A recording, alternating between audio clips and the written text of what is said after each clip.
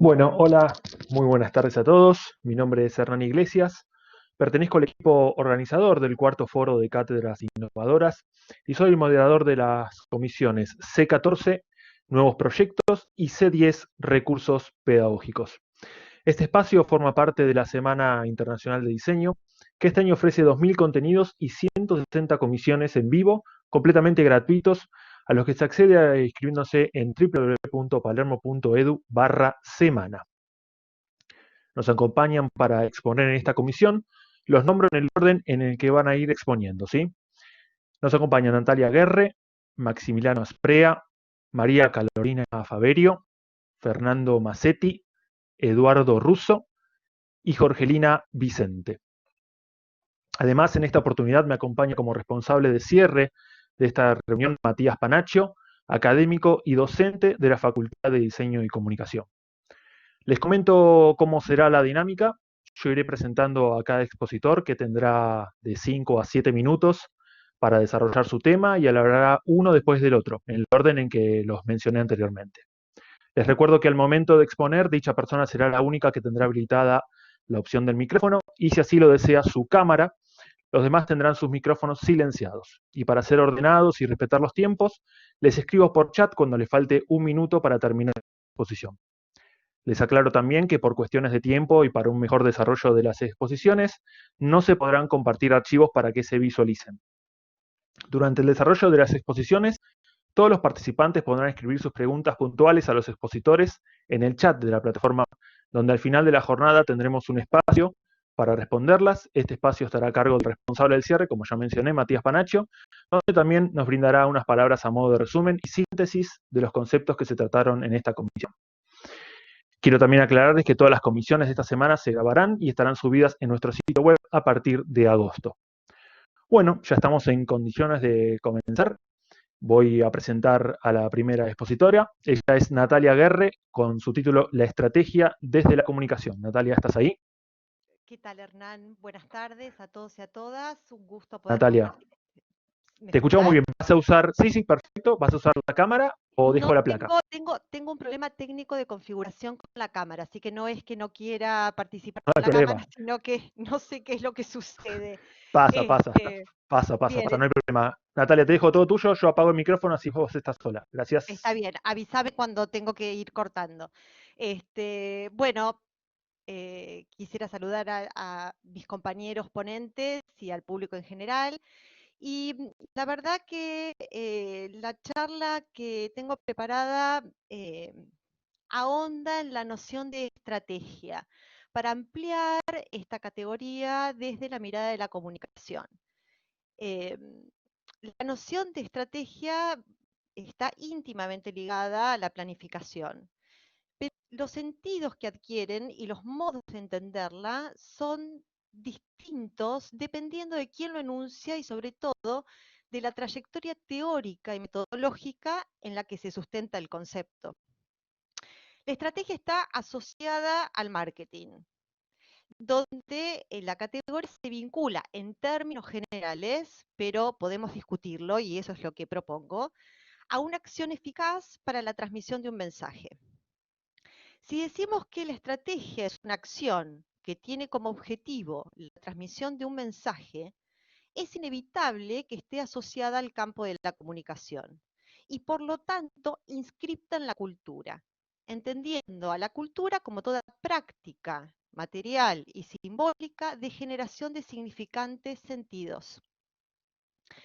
Desde esta mirada es que hablamos no de estrategias de comunicación, sino de comunicación estratégica.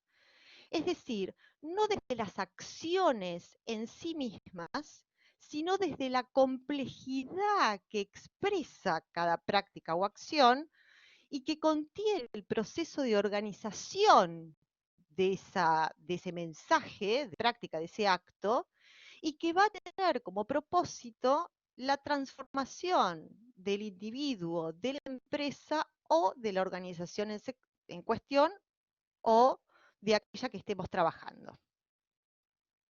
Entonces, las estrategias son la forma de traducir en iniciativas la voluntad política y cultural de transformación, que tiende a acompañar y a fortalecer un proyecto de desarrollo, un entramado social, político, empresarial, organizacional o de políticas públicas.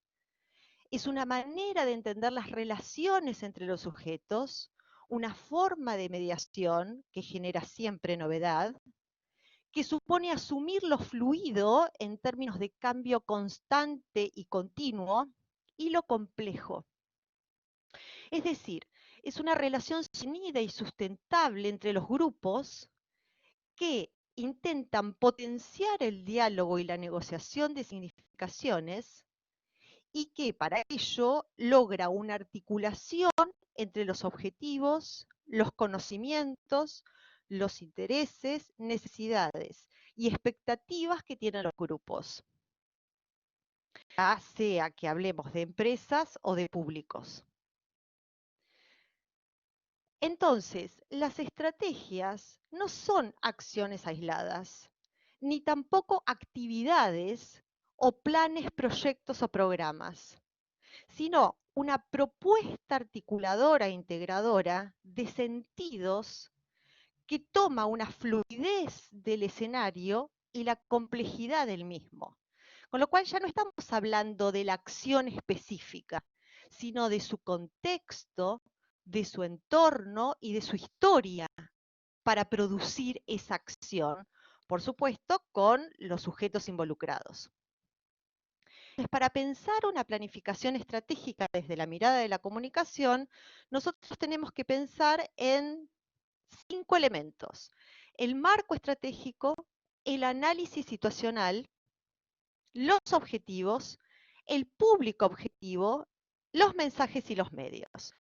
Voy a ser sintética porque no tengo tiempo, pero con respecto al marco estratégico, lo que se aborda aquí es la historia de los actores que forman parte de la empresa o la organización, o sea, su memoria colectiva, los modos que tienen de vinculación, tanto interna como externa, las debilidades y fortalezas, cómo producen los discursos que le permiten o no adquirir visibilidad. Con respecto al análisis situacional, hay que indagar sobre el ambiente interno de esos grupos, cómo se comunican, cómo se mueven, cómo se relacionan con lo externo, cada uno de ellos y entre ellos, y el análisis de los factores, ¿no? Políticos, sociales, económicos y también discursivos. O sea, los modos que tienen de mostrar su identidad, su marca, en el caso de la empresa, o sus logros e intereses. Y por supuesto el análisis de las competencias. Luego vendrán los objetivos, que es la visión, o sea, el norte al que se quiere llegar, los públicos objetivos, tanto internos como externos, porque no necesariamente una empresa u organización plantea sus estrategias hacia un público externo, sino también interno. En las organizaciones sociales y también en las empresas, la comunicación interna generalmente es la que tiene y sostiene el ruido en la comunicación. Y por último, los mensajes y los medios, ¿no? Que esto no solo va a permitir la transmisión eficaz de un mensaje, ¿no? Sino que hay que ver con qué medios, tanto digitales como analógicos, utiliza la empresa o la organización, ¿no? Y cuáles son sus fortalezas y las debilidades en el campo de esos medios. Ahora, a mí me parece interesante discutir el concepto de estrategia porque verla desde el campo de la comunicación no solamente va a permitir la transmisión de un mensaje eficaz, si entendemos como estrategias de comunicación esto, sino que además va a permitir la alianza con otros sectores, una gran diversidad comunicacional, una diversidad de medios y de canales de comunicación, por supuesto, un fortalecimiento interno de las comunicaciones y principalmente una fuente de datos, de banco de datos y de información que va a poder construir o va a facilitar la construcción de discursos, repetir la palabra eficaz, pero sí, discursos más eficaces en función de las necesidades y los intereses que tenga esa organización o empresa. Bueno, muchas gracias. Me parece que fui más corta de lo Perfecto, no, que no, no, debía. justo, Bueno, 7 minutos, perfecto. Muchas gracias, perfecto. Natalia, por tus palabras. Por favor, Hernán, gracias. Bueno, pasamos entonces ahora a Maximiliano Asprea con la comunicación proyectual en tiempos de pandemia. Maximiliano, ¿qué tal? Bienvenido. Hola, buen día, ¿cómo están? ¿Qué haces, Maxi? Bueno, ¿Cómo estás? todo bien, Hernán. ¿Vas a necesitar Bueno, cámara o dejo la placa? no, creo que no es necesario porque dejá la Perfecto. placa que preparé un ensayo y más o menos quería hablarle sobre eso. Perfecto, Así que, Maximiliano, todo tuyo. Gracias. bueno, gracias.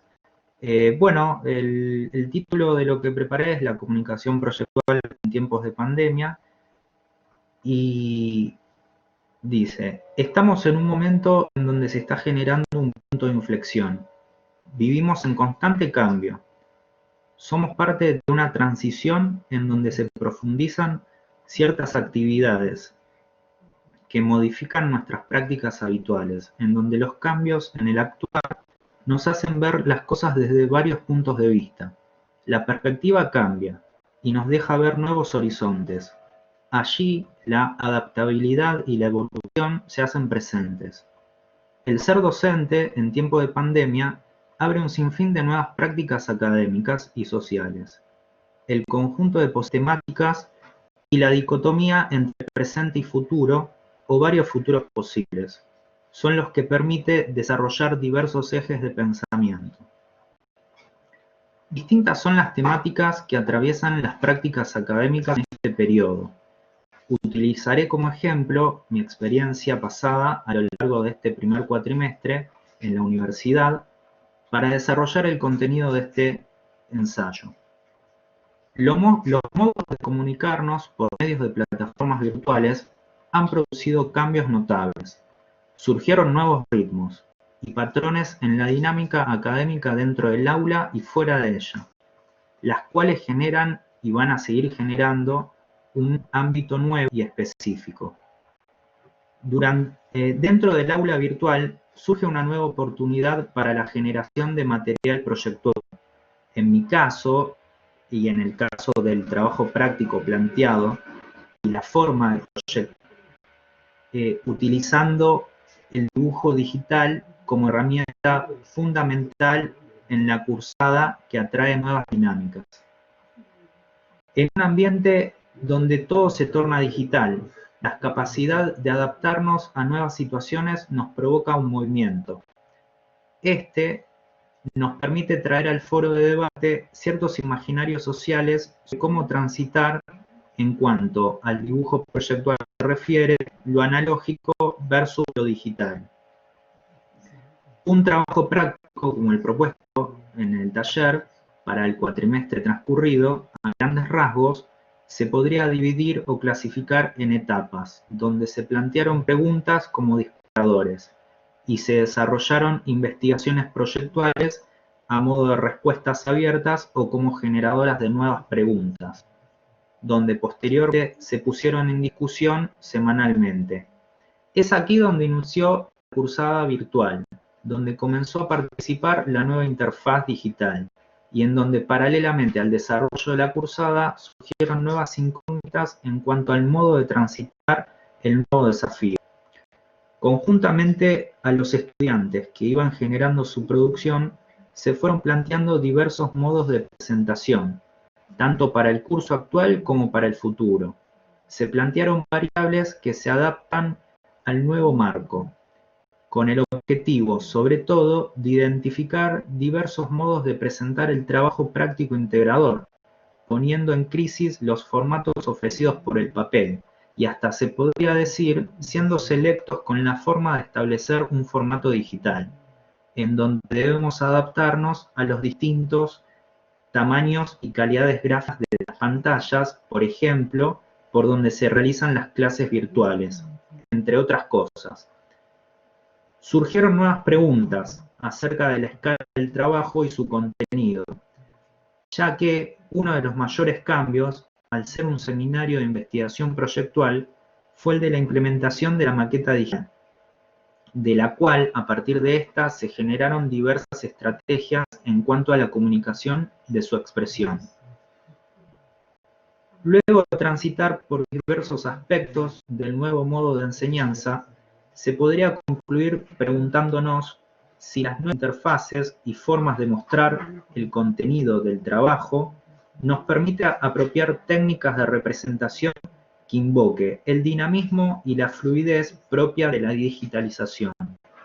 Involucrar el cambio de temporalidad como parte de la estrategia en la cual se ve afectada de manera positiva, preguntándonos cuáles son los modos que permitan involucrar nuevos sentidos que propongan una variable en la mirada en la carrera de, por ejemplo, diseño de interiores. Bueno, eso es todo, para ser sintético. Perfecto, Maximiliano, perfecto. Muchas gracias por compartir tu experiencia con todos. Muchísimas gracias. Buenísimo. Bueno, muchas gracias. Por favor, continuamos entonces con María Carolina Faberio y el marketing como recurso de la creatividad. ¿Estás ahí, Carolina? Hola, sí, ¿cómo estás? Bien, todo bien, Carolina. ¿Vas a necesitar cámara o dejo la placa? No, por favor, deja la placa, gracias. Listo, todo tuyo, gracias.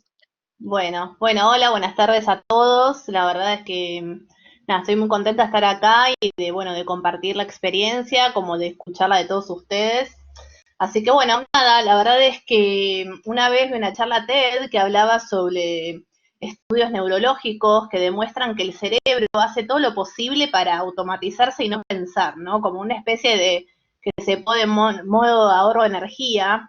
Esto lo vivimos todos los días, ¿no? Cuando ponemos el alarma al despertador a cierta hora, nos levantamos, nos bañamos, ¿no? Como que tenemos una rutina, ¿no? La rutina hace que el cerebro no piense en cada momento qué es lo que tiene que hacer, ¿no es cierto? Es como que se pone en piloto automático. Y entonces, ¿qué es lo que pasa frente al imprevisto, ¿no es cierto? ¿Qué es lo que sucede con nuestro cerebro cuando la rutina se ve interrumpida, ¿no?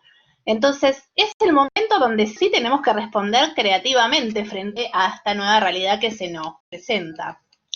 Generalmente, nosotros tenemos asociada la palabra creatividad a cuestiones como el arte, como la publicidad, pero la verdad es que vivir una vida creativa es moneda corriente para todos, todos los días, ¿no es cierto? Ser creativos quiere decir que podemos responder frente a los desafíos del presente, no yendo a ir a buscar al pasado lo que funcionó previamente, justamente porque estamos frente a algo nuevo, lo del pasado no resuelve, ¿no? Entonces la novedad requiere nuevas respuestas porque las viejas no resuelven más. Entonces creo que entonces, frente a esta pandemia de COVID-19, lo que sucedió, por lo menos en el ámbito que nos atañe a nosotros, que es la enseñanza, es que se nos adelantó un poco el futuro, ¿no es cierto? No hubo, ¿no?, uno de nosotros que tuviera que poner el cerebro, no hubo, digamos, como que tuvimos que ponernos a volver a pensar nuevas respuestas frente a esta nueva realidad, ¿no es cierto? Entonces, desde este nuevo punto de vista, creo que nos obligó a todos los participantes de la universidad a practicar una de las bases mismas, que es la creatividad. Una de las bases de la universidad es la creatividad, ¿no es cierto? Entonces es como que nos obligó a despertar eso que todos tenemos en nosotros. Y una de las cosas que salió a la luz este cuatrimestre es el concepto de interdependencia, ¿no es cierto? ¿Cuánto dependemos los de los otros para salir adelante, ¿no es cierto? Cómo la salida es colectiva, cómo la tarea docente, que muchas veces en la cotidianidad es medio solitaria, ¿no? Como que uno va, se presenta, da las clases, vuelve a casa, ¿no? No tenemos tanta interacción entre colegas o compañeros como esos trabajos de 9 a 18, ¿no es cierto? Y los alumnos cambian todos los cuatrimestres, así que tampoco es que tenemos una cotidianidad que va más de eso. Y sin embargo, esta vuelta tuvimos que enriquecernos, ¿no? Poniéndonos en contacto unos con otros, animándonos, debatiendo, ¿no? Haciendo que el cerebro salga, ¿no? Como de este modo de ahorro de energía. Y me parece que nuestro apoyo fue fundamental, ¿no es cierto? Por lo cual yo resalto el concepto de red. Otra cosa que salió a la luz fue nuestra capacidad de adaptación, ¿no es cierto? Tanto nuestra como de nuestros alumnos. O sea, si hay algo que extrañé este cuatrimestre fueron las expresiones y comentarios más espontáneos que generalmente se dan en clase, ¿no? Como observar la postura de ellos, lo gestual, ¿no es cierto? Porque la verdad es que la mayoría, como ahora, dejaban todos la cámara apagada en clase. Y lo que sucedió fue que un poco yo lo seguí, porque creo que generó como que se relajaran, ¿no? Como esto de la docente mirando. Entonces, estos silencios también que se generaba para que estos comentarios y estas acotaciones finalmente surgieran, ¿no es cierto? Muchas veces por el chat, muchas veces con el audio, pero eventualmente empezaron a surgir más y más, y eso fue como que fue fantástico, ¿no es cierto? Muchas veces no tuve ni que preguntar, ¿no? ¿Qué opinaban o qué pensaban? Como que surgió solo, ¿no? Entonces, por supuesto que unos más que otros, como siempre igual, ¿no? Pero esto estar resguardados detrás de la pantalla creo que alentó a los más tímidos a exponerse, ¿no? Pero también por momentos me encontré preguntándome por momentos, ¿no? Si algunos se conectaban y por ahí se iban a hacer otra cosa, ¿no? Como si estaban atentos a la clase. Igualmente eso tarde o temprano termina saliendo a la luz y por lo menos en mi caso la participación en mi clase es fundamental para la nota final. Pero esto fue como el gran desafío para mí este cuatrimestre. Tuve la fortuna de tener muchos alumnos emprendedores este cuatrimestre que aprovecharon la materia para profesionalizar sus proyectos. Creo que eso fue un ganar-ganar. Yo veía mucho entusiasmo en explicar el marco teórico, sus prácticas. Me parece que fue acertado hacer una instancia previa a la presentación del 50%, ya que tenía pocos alumnos y la verdad era algo factible, ¿no? Para justamente también, y muy importante, enseñarles a hacer una presentación, ¿no es cierto? Una idea, si no está bien expuesta, no vende. Y muchas veces los docentes damos por sentados que los alumnos saben hacer una presentación profesional y las mismas a veces no son tan así. Entonces, en mis años de docencia, la verdad es que empecé a hacer mucho foco dentro del programa para incluir esto también. Y en este cuatrimestre, la verdad que fue fundamental porque justamente al tener cámaras apagadas, lo único que veíamos es la pantalla y la presentación como medio para transmitir, ¿no?, ideas fue fundamental. Para el escenario actual considero que es muy importante el contenido visual, tanto para enseñar como para que los chicos desarrollen sus presentaciones. Una imagen comunica mucho mejor que una idea en 100 palabras, ¿no? O sea, una flor es una flor acá en Estados Unidos, en China, ¿no? Como que muchas veces el lenguaje tiene limitaciones que la imagen no. Por eso las clases se nutren mucho de presentaciones de PowerPoint, de imágenes, de videos, ¿no? Aparte de lo dialogado. Yo siempre digo que las presentaciones está el desafío de que llegue a la mente del receptor de la presentación lo más parecido posible que está en la mente del que quiere transmitir la idea, ¿no? Tanto de los chicos como nuestra. Entonces es normal que cuando uno está tan metido en el proyecto, cuando lo conoces tan a la perfección y a veces das por sentado cosas porque vos ya lo dominás un montón, ¿no? Esto pasa en la facultad, pasa en los lugares de trabajo, por eso considero que es un gran ejercicio hacerlo a los chicos, ¿no? Para profesionalizar al alumno desde todo sentido. También mantuvimos muy activo nuestro grupo de Facebook como backup, ¿no? De todo lo que subíamos a Blackboard o todo lo que se charlaba en Blackboard. Y este cuatrimestre fue una experiencia de campo para los alumnos, no solamente teórico-práctica, sino que también fue un poco lo que es lidiar contra la adversidad, ¿no es cierto? Puntualmente en mi materia, que es comercialización 1, siempre hablamos del análisis FODA, donde entre otros conceptos desarrollamos cuáles son las posibles amenazas que ponen en peligro el desarrollo del negocio y lo importante que está en un plan de contingencia. Entonces, en este marco, esta es clave para entender desde otro lugar la importancia que esto tiene, ¿no? Uno, por ejemplo, de los proyectos era una agencia organizadora de eventos especializada en casamientos. Y si no tenés un plan de contingencia frente a una cuarentena, que hoy ya es noventena, cientena, y no sabemos cuándo va a durar, ¿cómo subsistís como negocio en el tiempo, no es cierto?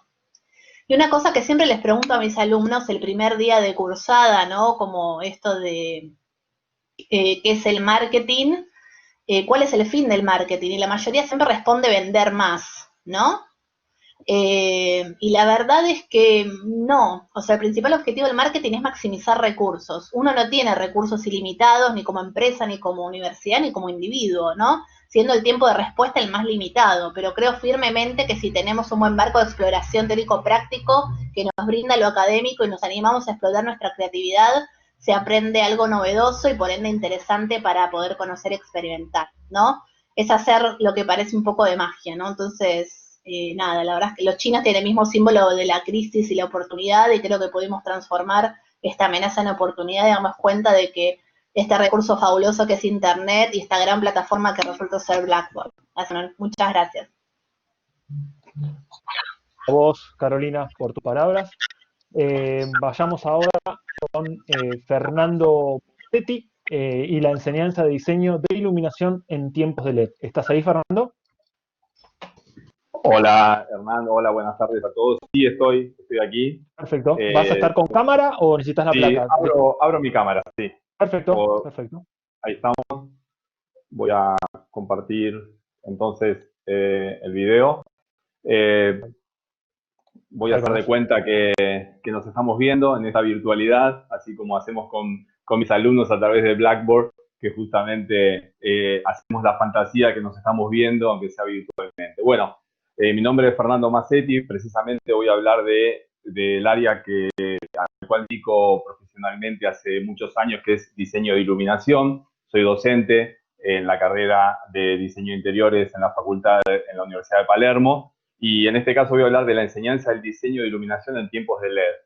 Seguramente ustedes han escuchado lo que es un LED, porque hoy estamos involucrados todos con el tema de la iluminación LED. Es una tecnología que se ha desarrollado en los últimos 10 años de manera brutal, es decir, el desarrollo tecnológico de esta tecnología fue muy acelerado en el tiempo. Si yo les hubiera preguntado a ustedes hace 10 años atrás si conocían qué era un LED, seguramente más de la mitad de ustedes no sabrían lo que era un LED, lo que sería un LED en ese momento. Entonces, evidentemente, esta tecnología trajo aparejado un cambio de paradigma absoluto en el mundo de la iluminación.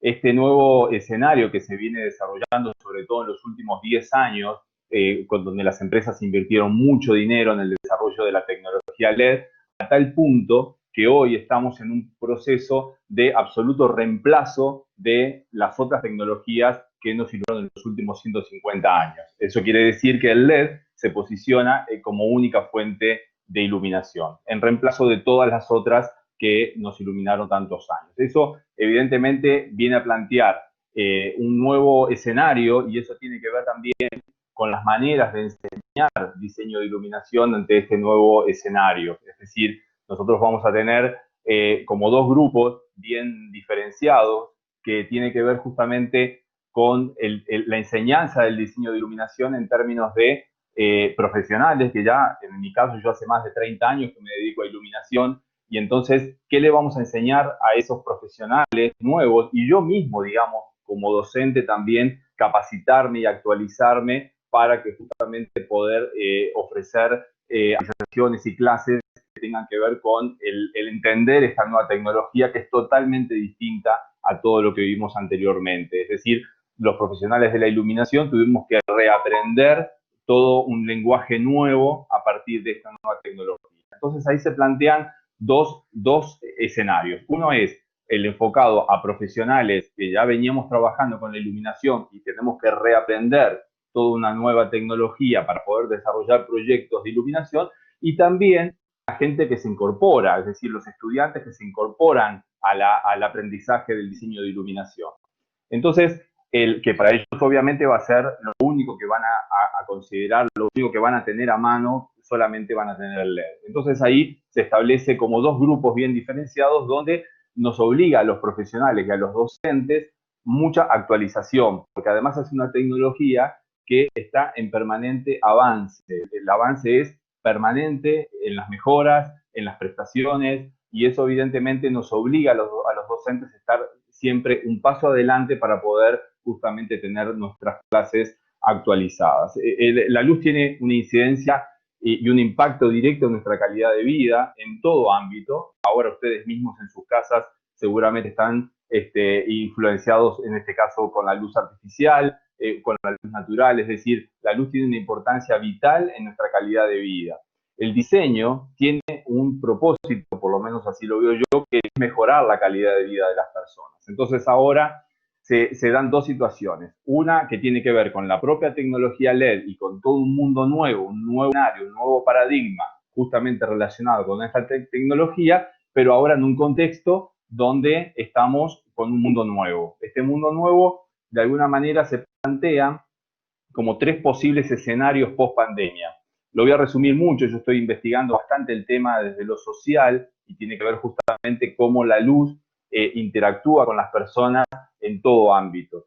Y uno de ellos habla de que la post-pandemia nos va a traer 3 posibles escenarios. Uno que va a ser de una enorme crisis duradera en el tiempo, donde la situación va a ser realmente sumamente compleja a nivel mundial. Otra que habla de una post-pandemia donde una vez que se reacomoden las cosas medianamente vamos a volver a hacer lo que era antes. Y una tercera posición que habla de que la crisis va a ser tan profunda y va a ser tan bisagra en la historia de la humanidad que va a traer evidentemente un avance, una mejora en la calidad de vida. Y eso evidentemente tiene que ver justamente con 3 posibles escenarios que no sabemos hoy, en el medio de la tormenta, poder predecir qué es lo que va a pasar ni a largo plazo ni en el corto plazo. Pero sabemos que estos 3 posibles escenarios son el ámbito adecuado, en todo caso, para poder desarrollar diseño de iluminación. Diseño de iluminación que va a tener que ver con una nueva forma de vida, una nueva calidad de vida que vamos a tener todos en todos los ámbitos, hogareños, laborales, en el ocio, en las ciudades. La transformación va a ser sumamente profunda y entonces el diseño va a tener que empezar a replantearse unas cuantas cuestiones. Una de ellas es, desde el punto de vista académico, ¿qué vamos a enseñarle a nuestros alumnos? ¿De qué manera les vamos a enseñar este nuevo diseño de iluminación adaptado a la nueva normalidad? Eso por un lado, es decir, ¿qué les vamos a enseñar? Es decir, la iluminación va a tener que reformularse un montón de aspectos porque el mundo cambió, la sociedad cambió y las necesidades de la gente van a ser otras. Y entonces ahí se plantea mi primera pregunta, ¿qué vamos a enseñar a nuestros alumnos?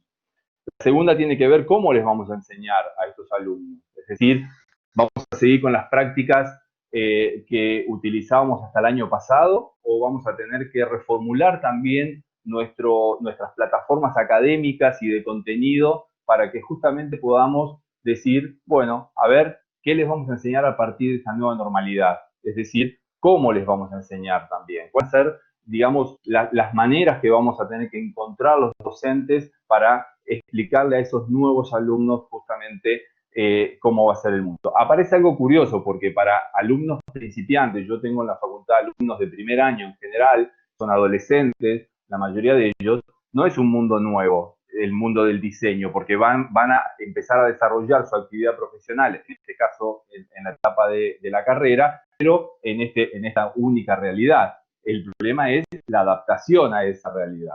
La tercera pregunta, o tercer, digamos, paradigma que yo me planteo en esta situación, tiene que ver con los docentes replantearnos de alguna manera qué necesitan saber nuestros alumnos para desarrollarse en el campo profesional. Es decir, qué nosotros como docentes les podemos ofrecer, y en este caso específicamente en el diseño de iluminación aplicado a cualquier ámbito, que puede ser residencial, o puede ser comercial, o puede ser de teatro, puede ser a nivel urbano, de alumbrado público, es decir, tiene muchas incidencias, la iluminación, muchos campos de aplicación distintos, pero entonces el asunto es que ¿qué van a necesitar nuestros alumnos en este nuevo escenario que se plantea a partir de la post-pandemia? Entonces, esas 3 preguntas es qué enseñar, cómo enseñar y qué necesitan nuestros alumnos. Yo creo que tiene que ver justamente con este replanteo que el mundo académico, en este caso aplicado al diseño de iluminación, nos tenemos que hacer para empezar a entregar nuevas respuestas a esas nuevas necesidades que van a tener nuestros clientes, la sociedad en general y cómo los diseñadores estamos en condiciones o tendremos que estar en condiciones en todo caso de ofrecer nuevas respuestas.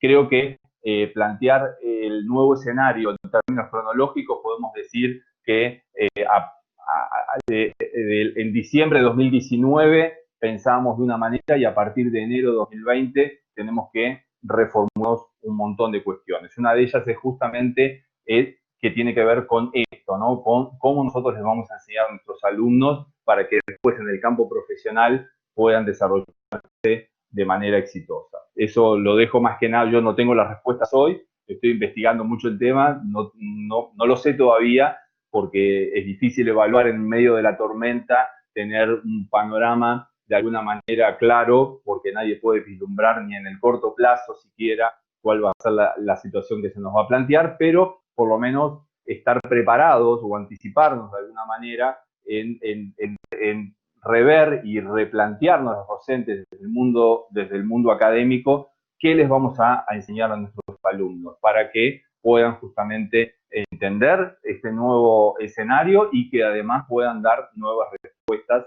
y eficaces respuestas a esta nueva realidad. Así que más que respuestas, lo dejo como preguntas y para debatir, si alguien lo sabe, por favor que me lo diga. Creo que va a ser difícil hoy poder dar respuestas certeras, pero bueno, lo dejo como un gran interrogante. Mientras tanto, nos seguimos capacitando y de ofrecer todo lo mejor para nuestros alumnos. Muchísimas gracias. Gracias a vos, Fernando, por tus palabras. Dejás pendiente esta pregunta. Si alguien la quiere contestar por el chat, la puede contestar y lo vemos al final en el debate. ¿Qué te parece? Ah, perfecto. Si alguien me puede dar fórmulas, sería ideal. Yo no las tengo. Por eso lo dejo como debate. Quizás te sirva esta comisión. Nada, gracias a vos. Ojalá que sí, claro que sí. Un gusto. Bueno, saludos para todos. Dale, muchas gracias, Fernando. Continuamos entonces ahora con Eduardo Russo y su ponencia que se titula Transformar la creación audiovisual en tiempo real, el cine en vivo de Francis Ford Coppola. Hola, Eduardo, ¿cómo estás? Hola, ¿cómo estás? ¿Se me escucha bien? Perfecto, Eduardo. ¿Vas a necesitar cámara o pongo placa? No me hace falta porque voy a poner la placa, así prefiero tener el ancho de banda para que me escuche mejor, sí. Te agradezco. Eduardo, todo tuyo. Fantástico, bueno, un gusto estar con ustedes en esta forma mediatizada, pero bueno, es lo que tenemos. De todas maneras, vamos a usar estos 7 minutos para presentar algo que tiene que ver con la convocatoria de cátedras innovadoras en doble sentido. Por un lado, es una experiencia que tiene que ver con cierta innovación en la perspectiva de la práctica de la enseñanza audiovisual. Y por otro lado, que toma un caso que también pone en el meollo de sus preocupaciones la innovación. La materia involucrada es Discurso Audiovisual 4, que también tiene el nombre de Discurso Audiovisual Contemporáneo, que se dicta para las carreras audiovisuales y carreras asociadas al audiovisual como dirección de arte, fotografía también, para estudiantes avanzados, esto es, estudiantes de tercer año en el caso de comunicación audiovisual, y de cuarto año en el caso de fotografía, y tercero y cuarto en otras carreras que son minoritarias, pero que también componen por lo general cursadas heterogéneas, de aproximadamente 4 o 5 carreras en una comisión.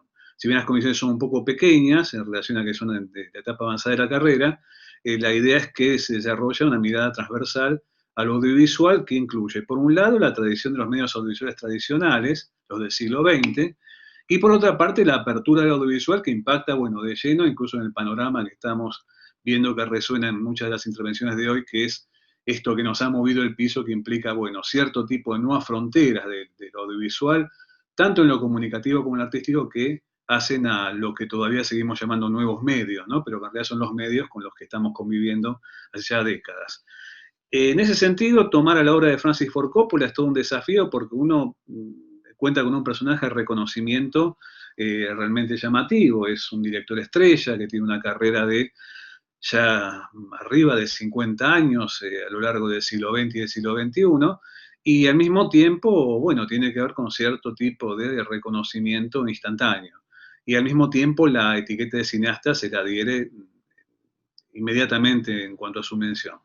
Pero pensarlo desde este ángulo de lo que él llama, Francis Coppola, en los últimos 5 o 6 años, cine en vivo, implica todo un desafío. Este desafío tiene que ver con trabajar algunas cuestiones que hacen al núcleo. La carrera lo elegimos como proyecto integrador en el cuatrimestre anterior, e incluso esto se había desarrollado también en el último cuatrimestre del año anterior, del 19, porque pone como en cuestión ciertas cuestiones, cierto tipo de problemáticas básicas en términos de tecnología audiovisual, desarrollo de tecnologías innovadoras, de ahí justamente viene este énfasis en la innovación, ciertas cuestiones también de estética y de lenguaje que son innovadoras, y también ponen en juego, más allá de su pertenencia a la categoría de cineasta, cuestiones que hacen a lo que conocemos como diseño audiovisual, en un sentido muy, pero muy renovador, que replantea no solamente la tradición de lo cinematográfico del siglo XX, sino también la tradición de otro medio audiovisual que ha compartido el protagonismo en el siglo XX y todavía sigue teniendo ecos en la actualidad, a pesar de que está muy involucrado en transformaciones muy profundas por las tecnologías digitales, que es la televisión.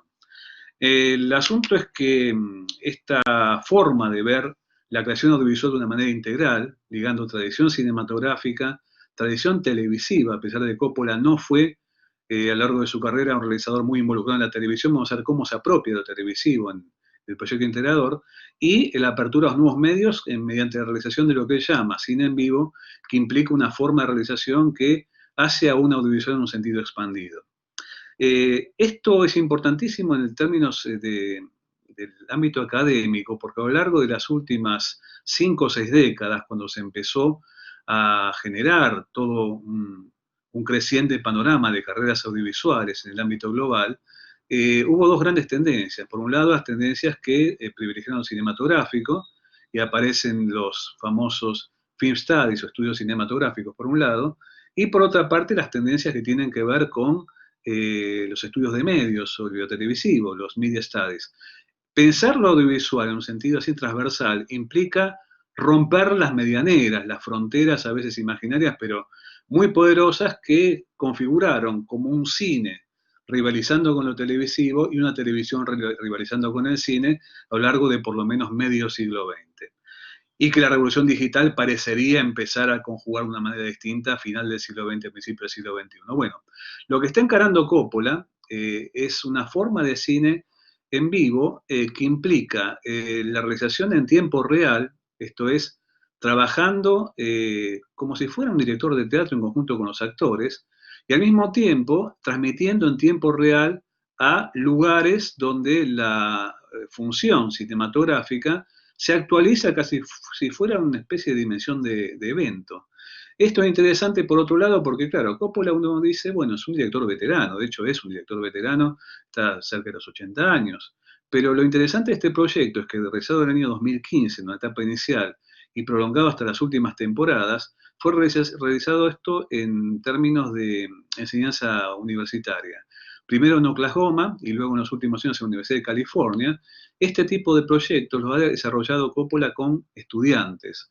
Por lo tanto, lo que encontramos acá, y esto es lo interesante y que ha sido especialmente vital en cuanto al proyecto integrador de la materia de discurso 4, es que los mismos estudiantes dejaron de ver una especie de director monumental de cine, un tanto, diríamos, ataviado con cierto tipo de perfiles casi como de pieza de la historia del cine, para ver un realizador vital que está haciendo algo como una refundación de la creación audiovisual en la segunda década del siglo XXI, y al mismo tiempo abierta a perspectivas que de una manera interesante se abrieron en el campo de lo que fue la enseñanza online de este cuatrimestre que pasó, tuvo resonancias muy diversas en cuanto a lo que había sido el desarrollo de la primera etapa que lo trabajamos en el año anterior, porque justamente aparecieron formas de realización online y en tiempo real posibles de explorar en el marco de experiencias especialmente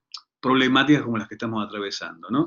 Por lo tanto, lo que es importante tener en cuenta es que esta forma de pensar la realización audiovisual en un sentido casi como reformuladora de la clásica, diríamos, diferencia cine y televisión, e integradora de recursos emergentes que al mismo tiempo están como pidiendo cobrar forma en la actualidad, tiene que ver con algo que había nacido en Coppola en los años 80, cuando empezó a trabajarlo en términos de lo que en aquel momento eran las tecnologías disponibles de video analógico y de la computación incidiendo de una manera incipiente en el campo de la creación audiovisual. Hoy en día, 40 años después de esa experiencia, esto es una realidad y que permitió de alguna forma pensar estas materias que discurso audiovisual son algo así como un mix de análisis audiovisual de una manera especialmente removedora de algunos preconceptos o de algunos saberes presuntamente ya como fijados para estudiantes avanzados y que replanteó muchas cosas en términos de pensar desde el presente algunas cuestiones de aperturas en cuanto a la creación audiovisual. Bueno, eso es todo, gracias. Muchas gracias a vos, Eduardo, por tus palabras. Ahora pasamos a Jorgelina Vicente y su exposición que se denomina Herramientas interactivas como complemento de la clase virtual. Jorgelina, ¿estás presente? Hola, ¿cómo les va? ¿Qué tal? Jorgelina, ¿vas a usar cámara?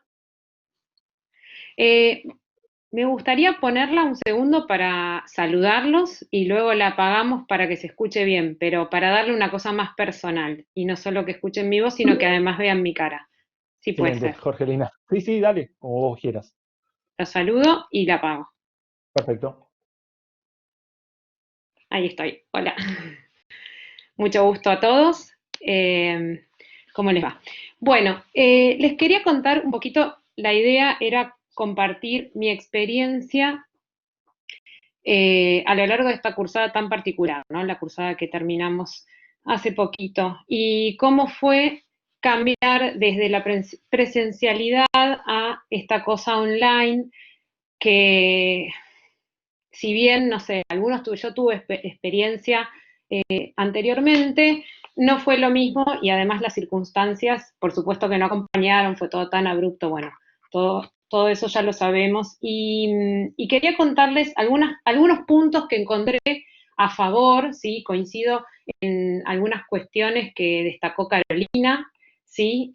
Sobre esta cosa de la salida colectiva, el concepto de red, la cosa colaborativa, esto de que nos ayudemos unos a otros, ¿sí? Es algo que yo siempre lo planteé en las cursadas, cuando los alumnos tenían que entregar trabajos, a mí me gustaba que los entreguen en la clase y que sus compañeros hicieran las devoluciones de esos trabajos. Me parece que es algo que es muy enriquecedor para todos, ¿sí? Para el propio alumno que está exponiendo y para para sus compañeros que son los que de alguna manera participan, ¿sí? Participan en los contenidos, participan en la cursada. Entonces, me parece que esta cosa colaborativa. Pareció que Carolina quería decir algo. Me parece que esta cosa colaborativa, ¿sí? Ahora se ve más intensificada, creo yo, con el tema de bueno, lo que estamos viviendo, por supuesto. Y yo creo que fomentar eso es muy importante. Muy importante también en esta situación tan particular y que también, como dijo Carolina, que no, por mucho que generacionalmente uno crea que los chicos están más habituados a la tecnología, que la tienen incorporada más naturalmente por generación, porque nacieron con la tecnología incorporada, yo creo que es algo que de alguna manera nos hace equivocar y nos hace replantearnos algunas cuestiones. A mí lo que más me gustó en las cursadas presenciales era esto que les cuento y además los trabajos en grupo. Me gusta que ellos intercambien opiniones y es más, hago una maldad, lo reconozco, no les gusta mucho al principio, pero después, al final de la cursada, yo encuentro que hubo respuestas muy buenas y de alguna manera ellos me lo hacen sentir, que es elegir a los compañeros del grupo, no dejar que ellos los elijan, sino mezclarlos. Mezclarlos primero para que trabajen con diferentes afinidades, ¿sí? Que seguramente no las elegirían originalmente, pero sí obligadamente cuando la profesora con maldad los pone de alguna manera en esos grupos que inicialmente no hubieran elegido. Y luego encuentran que en esa cosa, sí, maldad pura, yo lo reconozco, Carolina, es una maldad pura, pero es una maldad pura que me divierte porque ponen cara, viste, enojados, y esta profesora, y por qué tengo que trabajar con aquel, que yo nunca hablé, no sé quién es, pero es buenísimo porque es esto colaborativo y de las diferencias es donde más se enriquecen y donde más aprenden. Primero a entender al diferente, ¿sí? Y abrir sus cabezas. Entonces, se me planteó esta situación frente a cómo podía hacer trabajos en grupo en Blackboard. Era realmente, bueno, se pueden hacer trabajos en grupo, pero yo doy una materia que es de diseño. ¿Cómo elaboran un diseño en grupo? Bueno, se hizo, les encantó, el punto débil son los tiempos, no es lo mismo el tiempo real en una presencial donde se juntan, están ahí, conversan y comparten una computadora o dos, que estar a distancia con el tema de la conectividad, que a algunos se le cae, que otro está mejor, otro está peor. Entonces, eso es lo que todavía tengo que encontrarle la vuelta y lo dejo planteado también acá, a ver si, no sé, alguien lo pudo resolver o se le presentó la misma dificultad a mí, ¿sí? Que es algo que para mis cursadas es muy importante. Y otra cosa es que durante las correcciones, a mí me gusta cuando son cursos de muchos alumnos, con mucha cantidad de presentes, no pueden exponer todos y todos hacer devoluciones, además de que yo hago la mía, por supuesto. Entonces, lo que hacíamos habitualmente era subirlo al Drive, y en el Drive todos pueden mirarlo de todos. Acá en Blackboard no se puede mirarlo de todos, porque les habrá pasado que suben las actividades, uno corrige, hace los comentarios, pero son personales para cada alumno. Entonces me parecía que eso también faltaba. Por eso, insisto con esto de que es muy importante que compartan los trabajos, que compartan las ideas, que compartan las posturas frente a una dificultad o a un problema a resolver, ¿sí? Entonces estoy trabajando con las dos cosas, trabajo con Drive y trabajo con Blackboard, porque me gusta también que puedan ver los otros trabajos, aunque no los puedan presentar en línea. Y lo último que quería agregar es que, gracias, otro punto fuerte que encontré, que gracias a toda esta virtualidad, descubrí una aplicación que en realidad es para niños, es para hacer jueguitos para nenes, y entonces lo que hacemos es que cuando acaba la clase, al final de la clase, no sé, 20 minutos antes, media hora antes de la clase, depende del tema que estamos viendo, mi clase yo la organizo con esta cosa de las entregas, la corrección grupal, que cada uno muestre y presente, y luego hablamos sobre un tema teórico, lo discutimos, y para tener la certeza de que entendieron ese tema teórico, también salió acá esto de que uno no, creo que también lo dijo Carolina, uno no ve las caritas, no tenés esa cosa de la sensación de se están aburriendo, no entendieron, están en cualquiera, o sí, les encantó el tema, mirá, participan, preguntan, ¿no? Hay como una brecha. Entonces descubrí esta aplicación que me pareció buena para nenes, que lo que arma son preguntas, respuestas, memotest, ahorcados, Scrabble, ¿sí? Jueguitos para que se arme como una especie de competencia. Se arma un podio, yo lo comparto por el celular, los invito, y ellos en ese ratito antes de la clase responden las preguntas, los juegos relacionados con la teórica que dimos una hora antes. Y entonces es un buen feedback, primero para ellos, para prestar atención, porque saben que después viene esto del jueguito, ¿no? Yo no lo quiero decir parcialito porque suena feo y por ahí medio agreta, pero sería como una especie de test.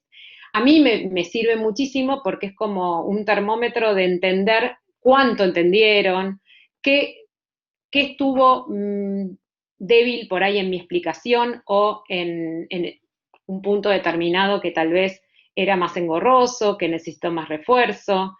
Me parece que me cerró mucho y, bueno, lo quería compartir. Me gustó. Yo seguramente en una cursa presencial no hubiera usado esto. Además del Drive, que sí lo usaba, mucho más las redes sociales. Yo les cuento que hace 14, 15 años que estoy dando clases acá en la facultad y en otros lugares también, y esta generación, la que tenemos ahora, los centennials, no le pegan mucho con Facebook. Como que el Facebook tienen, sí, ya voy cerrando, lo tienen más que nada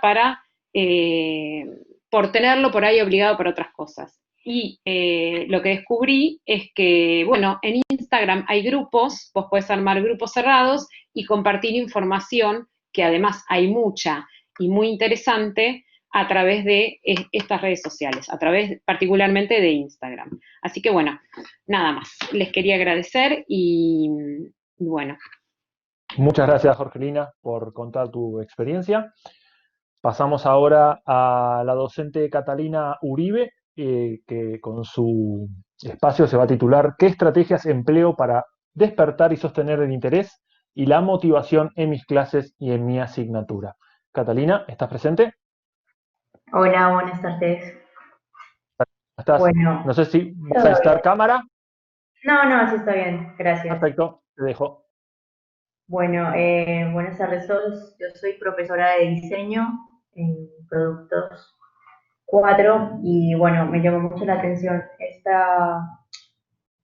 que está pasando ahora con mis alumnos porque como son materias proyectuales estamos enseñados a hacer como talleres en donde, por lo menos en mi clase, yo inspiro mucho que el alumno vaya como a la herramienta base. Entonces, para lograr que mis alumnos encuentren las clases suficientemente interesantes, siempre pensé que era necesario y pienso ahora potenciar su motivación y el interés desde la raíz, es decir, de cómo se gestó el diseño.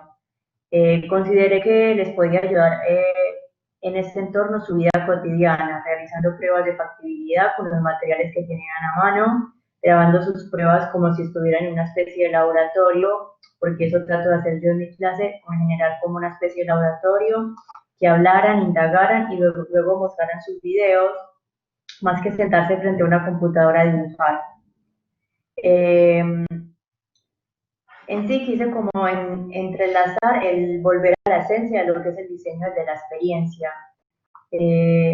Me parece claramente práctico para ellos, ya que están acostumbrados a enviar sus diseños o lo que ellos quieren realizar a imprimir en 3D y no comprenden en cierta manera cómo funcionan ciertos materiales, la dimensionalidad desde la pantalla, lo tangible. Quise como implementarle la competencia Do It Yourself, logrando desenvolver con soltura los retos y las situaciones de la vida y de la carrera, ver un amplio panorama y no depender de una tecnología que tiene un alto costo y que muchas veces no se puede volver atrás, además de despertar la curiosidad del estudiante apelando al factor sorpresa. Un ejemplo es como señalando las discrepancias existentes entre las determinadas características del diseño hecho desde la compu, que es un diseño intangible por ellos y hecho en maqueta para su prueba morfológica y ergonómica. Es decir, como ir a la realidad. Considero que la base del aprendizaje son las ganas de aprender cosas nuevas. Y en mi caso noté que muchos estudiantes venían con falencias de temáticas que son importantes para encarar un proyecto de diseño en donde ellos van, que es como la mitad de la carrera.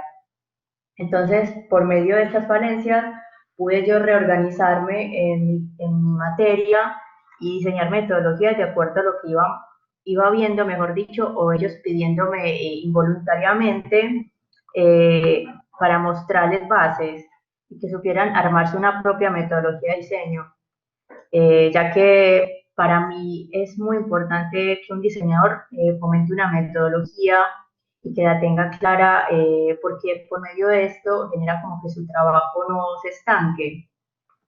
Reiteré mucho además en el cuatrimestre en que diseñar no es solo sentarse a dibujar, es decir, cuando nos damos un esquicio, me parece muy importante ir a una investigación profunda, y el diseñador en sí no está como tan, por lo menos en el diseño industrial, como que les carece mucho de eso, como que primero prefieren sentarse a dibujar y para mí es muy importante la investigación, un análisis de campo o un análisis de referencia de usuario y de objeto.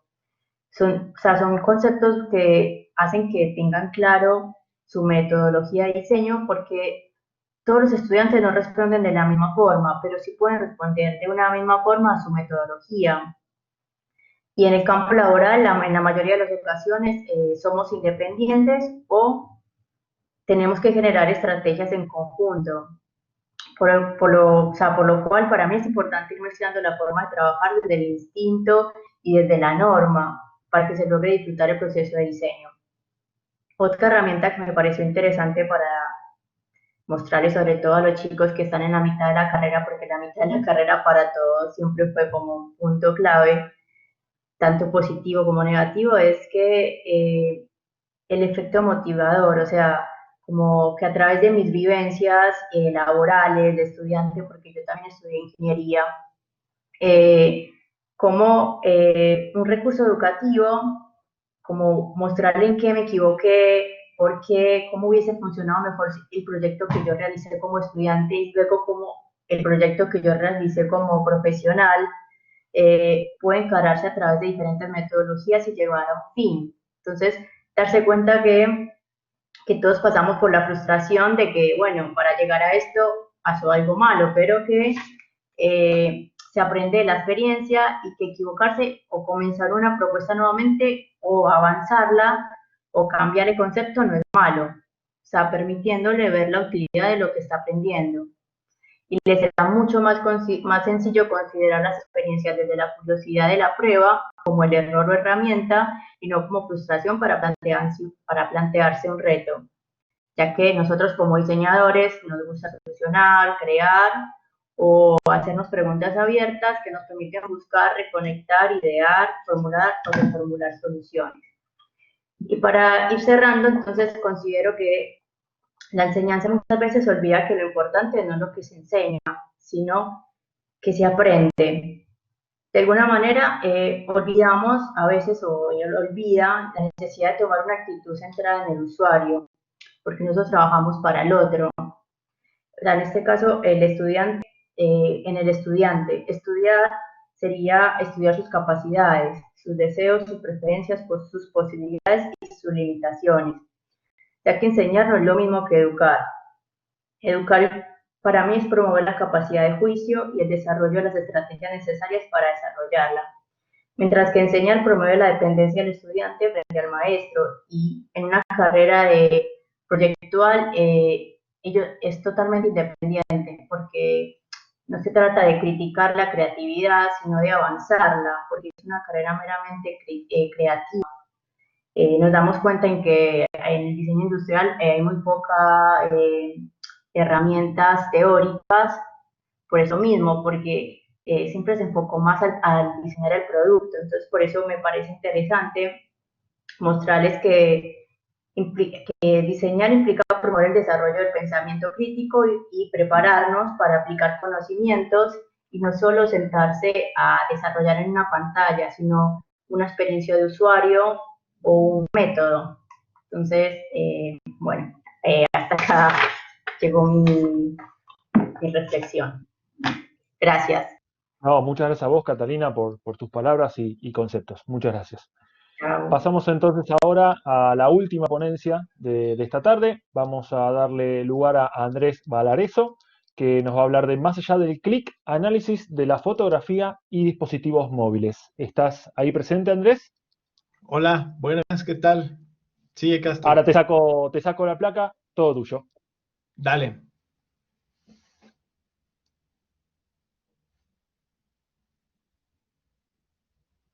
Hola, ¿se me escuchan? Buenas tardes. Te escuchamos y Hola. te vemos perfecto. Chévere, gracias. Buenas tardes, buenas noches, buenos días a toda la gente y gracias por estar presentes. Un saludo grande desde Ecuador. Mi experiencia como docente ha sido estar presente en los cambios justamente tecnológicos, de lo que hablábamos, de estos cambios generacionales. Y uno de esos cambios generacionales básicamente se generó por el uso, por el uso de los dispositivos móviles como una herramienta principal para la producción audiovisual. En estos tiempos, justamente aprovechando la pandemia, básicamente se puede generar una estructura de compensación al utilizar y ser sumamente recursivos para establecer que la imagen puede contar mucho a través de un dispositivo. Una de las formas en la que he querido llegar hacia mis estudiantes y que podamos entender que no hace falta con tener un equipo sumamente caro, porque muchas de las veces en ese proceso no los tienen, pero sí contar historias y generar un storyteller a través de sus dispositivos móviles. La pandemia, de una u otra manera, generó esta ayuda para ser sumamente más recursivos en cuanto a términos de poder expresar lo que nosotros necesitamos ver, sentir, emocionarnos y compartir con las demás personas. Creo y estoy convencido de que el celular o los dispositivos móviles en general han sido una herramienta que no se la ha explotado como deberíamos. Si nosotros vemos las noticias o cómo se va transcurriendo la información en redes sociales, se utiliza al celular como una herramienta de producción y ya se ha convertido también en una herramienta para el comunicador, para el diseñador, para el periodista, y han salido gadgets en las que podemos mejorar nuestro celular. Pero independientemente de eso, tenemos que estar claros que también debemos conectar con nuestra audiencia y tenemos que conectar con nuestra comunidad. A pesar de que nosotros sepamos del uso práctico de los planos, del storyteller, etcétera, etcétera, nosotros también tenemos que tener en cuenta que nuestro medio y nuestra plataforma hoy por hoy son las redes sociales y entender que nuestro público, ¿sí? Necesita mucho más de nosotros y aprenderlo a escuchar. Creo que también es un complemento a esta nueva forma de ver el mundo a través de una sola fotografía o a través de un clic. La fotografía en su momento es importante para mostrarnos un panorama selectivo de lo que está pasando, pero cuando contamos o intentamos contar una historia mucho más allá de lo que podemos ver y lo que podemos sentir, nos permite a nosotros establecer realmente una conexión. Y es ahí cuando el clic da un paso fundamental más adelante, porque ya no solo es el clic que todos nosotros podemos hacerlo porque contamos con un dispositivo móvil en nuestros bolsillos, sino que le estamos dando un contexto y queremos contar una mirada también muy propia. Y esto, vinculado a una carretera tan importante como son las redes sociales y tan importantes que nos permiten ahora generar influencia, y creo que es un tema importantísimo y que va de la mano, el tener una palabra autorizada sobre los temas que nosotros queremos contar y a través del uso de la fotografía poder elaborar y desarrollar proyectos que permitan al espectador o a nuestra comunidad entender lo que cada uno de nosotros estamos pasando y viviendo. Como un ejercicio de establecer estas líneas de conexión, se plantearía a los estudiantes en que cuenten su mirada a través del uso del celular como una herramienta primordial. Sé que ahora se lo ve como una herramienta básica de comunicación digital, pero creo que podemos darle un beneficio mucho más allá, porque la mirada también que nosotros tenemos de nuestro entorno está siendo transmitida por el dispositivo móvil. Cuando nosotros tomamos una foto, un selfie, también nos estamos mostrando cómo somos o estamos intentando transmitir lo que estamos viviendo, sintiendo, y esa automirada, ¿no es cierto? Esa forma de fotografiarse también tiene un contexto importante. El que nosotros analicemos la fotografía, el que nosotros analicemos plataformas fotográficas como Instagram, que nos permite entender mucho más allá de los objetos, sino que realmente entender una semántica y una semiótica de la imagen, nos permite entender cómo la sociedad y la comunidad a la que nosotros estamos llegando se está moviendo. Creo que es importante también generar estos espacios para un diferente público. Y me refiero a que cuando nosotros trabajamos con nuestros estudiantes, sabemos que ellos son hábiles con el uso de las nuevas plataformas y con el uso de nuevos dispositivos. Pero hay una generación detrás que también tiene mucho que decir. Hay una generación detrás que también tiene mucho por contar y está involucrada o es migrante digital y quiere también estar comprometido. Alguien decía antes que a muchas personas y a una generación en específica el Facebook ya no le camina. Y justamente es porque ya esta sociedad está yendo sumamente rápida. Pero hay otra generación que todavía permanece en Facebook y que podemos también motivar desde nuestras perspectivas o desde nuestra forma de ver o desde nuestros nichos, fomentar una cultura audiovisual también para otras generaciones que pueden aprovechar esos grupos de Facebook, esos grupos de Instagram en los que podemos llegar a comunicarnos. Hoy por hoy hay que ser recursivos y creo que una manera de ir mostrando cómo podemos generar una mayor integración hacia nuestra comunidad es la recursividad y que nos permite el sistema del celular. Aprovechar que las conexiones o que esta nueva normalidad nos permite, porque siempre tuvimos estos elementos tecnológicos desde los últimos 5 años, pero hoy realmente estamos sintiendo esta necesidad de estar más cercanos y aprovechar estos medios para poder serlos realmente, para construir una nueva narrativa, y esas narrativas también nos permiten generar unos nuevos discursos y unas nuevas sensaciones. Creo que el dispositivo móvil tiene una capacidad impresionante de transmitir también emociones cuando nuestros estudiantes tienen esa capacidad de entender el mundo y seleccionar la imagen que quieran.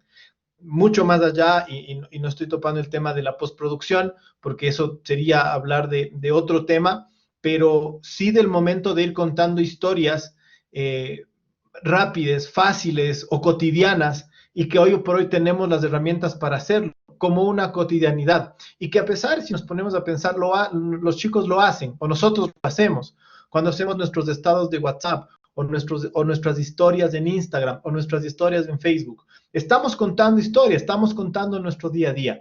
Lo que será importante también notar ahí es que debemos buscar la forma de conectar, de que no sea un mero trabajo o un mero ejercicio solo de mostrar desde el ego, sino que también podamos aportar a una comunidad que hoy más que nunca necesita cosas importantes que leer, cosas importantes que saber, ¿sí? Muchísimas gracias, esa era mi visión de las cosas, y quisiera agradecer a toda la gente que estuvo detrás del día de hoy.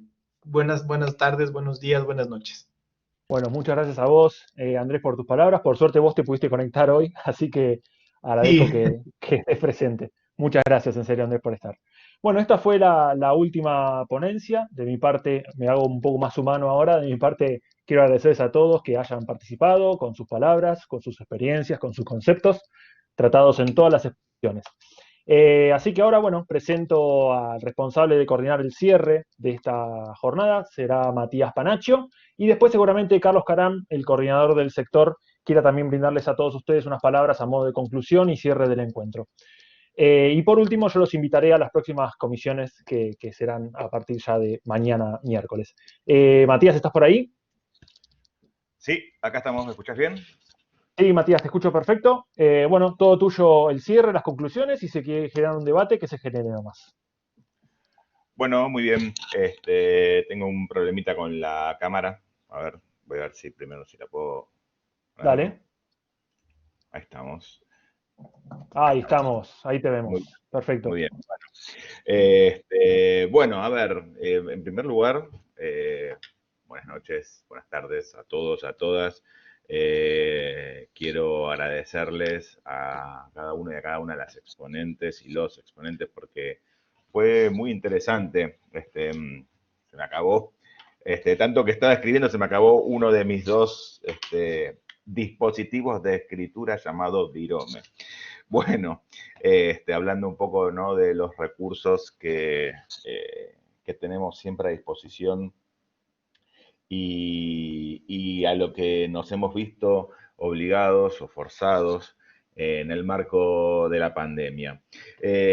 Natalia Guerre nos hablaba de la estrategia de la comunicación y nos planteaba a la estrategia como una planificación, ¿no? En este sentido, no podía también dejar de escuchar que una estrategia pensada, como la decía Natalia, en función de la comunicación estratégica, ¿no?, en función de una disciplina concreta como es el marketing, no podía dejar de hacer algún tipo de paralelismo con una estrategia pedagógica, ¿no?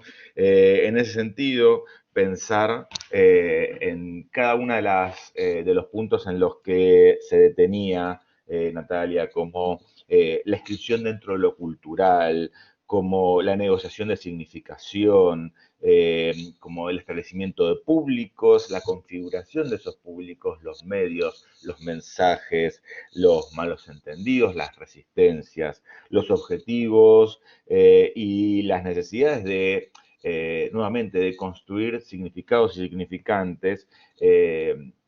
No podía dejar de ver miles y miles de paralelismos con los que nos pasan en el aula, ¿verdad?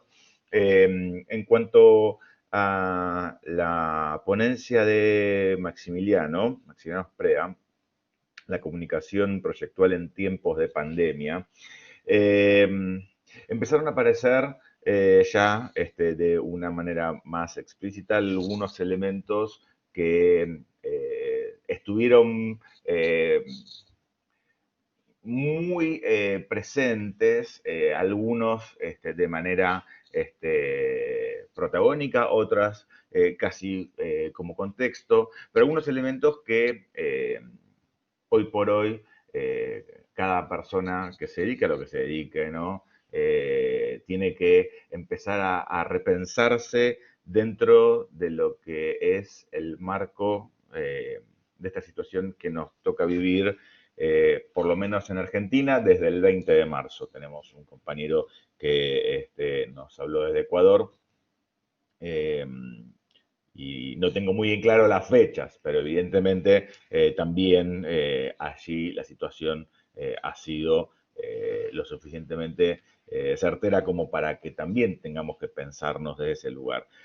Algunas palabras que estuvieron presentes en esta exposición: punto de inflexión, transición, modificación de procesos habituales, nuevos horizontes. ¡Wow! Nuevos horizontes. Pensar eso en el marco en que le estamos hablando de una pantalla que tenemos a 20 centímetros, pensar en un nuevo horizonte es tan difícil y a la vez es tan necesario, ¿no?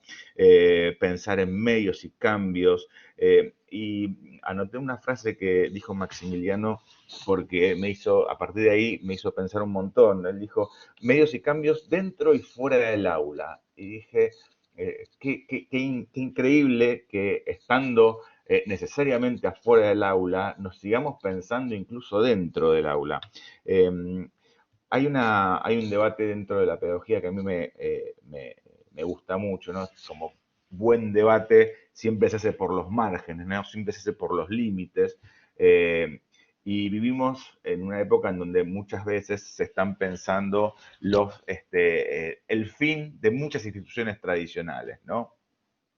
Con el respecto, por ejemplo, a los medios masivos, ¿no? Muchas veces se piensa respecto del fin o el comienzo de algo nuevo. Y en términos de lo pedagógico, hay un debate, les decía, que a mí me interesa mucho, que es sobre el supuesto fin, ¿no? De la forma escolar, ¿no? Esta idea, o la gramática escolar, esta idea de la escuela, y en la escuela no solo los niveles iniciales obligatorios, la forma escolar nos incluye a nosotros en el nivel universitario, respecto de qué es lo que le pasa, ¿no? Y por supuesto que como este debate se hace en los márgenes, en los límites, a veces se habla, están quienes dicen que a la escuela tradicional se le decreta, por supuesto, el certificado de función, y hay otros que dicen que no para de crecer, ¿no? Y pienso en este caso en Viñao Fraga, que es un autor español,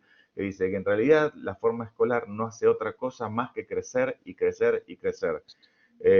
Y se me ocurre que alguno de estos puntos tiene justamente que ver con eso. Estamos pensando en la idea de romper definitivamente los muros y estar pensando que estamos justamente educándonos, ¿no? Y educándonos, educando, aprendiendo, enseñando.